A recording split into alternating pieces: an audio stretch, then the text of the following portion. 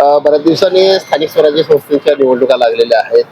या निवडणुकीला एक सामान्य मतदार म्हणून तुम्ही कसे पाहता? कसं आहे की ही जी निवडणूक आहे ती निरपेक्षपणे सामान्य मतदाराची एवढी अपेक्षा आहे की निवडणूक निरपेक्षपणे पार पडावी. कुणाचा कुणावर कुठला दबाव नसावा आणि कुणी कुणाला काय मत करावं हे असं काही नको आहे. कारण त्याच्या त्याच्या इच्छेप्रमाणे ते निवडणूक व्हावी अशी एवढी अपेक्षा आहे.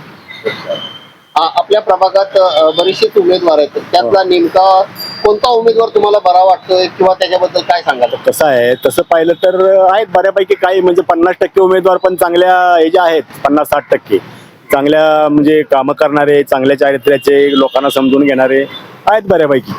हक्काचा माणूस म्हणून कोणाकडे पाहता काय? आम्ही हक्काचा माणूस म्हणून तुषारभाऊकडे पाहू शकतो. कारण कसं आहे की तुषारभाऊ म्हणजे कसं आहे सुशिक्षित आहेत, शिवाय त्यांच्याकडे निष्कलंक चारित्र्याचा माणूस आहे, त्यांच्याकडे काम करण्याची धमक आहे.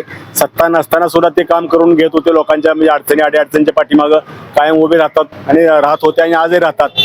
अशी आणि सर्वसामान्य लोकांना काय पाहिजे तेच पाहिजे ना. अगदी बरोबर, तुमचं उत्तर मला मिळालं. तुषार भाऊ चव्हाणच का?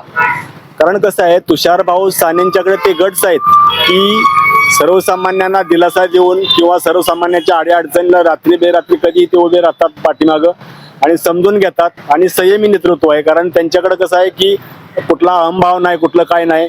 काम करण्याची त्यांची जी पद्धत आहे खूप छान आहे. लोकांना समजून घेतात, त्यातली त्यात वरिष्ठ नागरिकांना वगैरे समजून घेतात.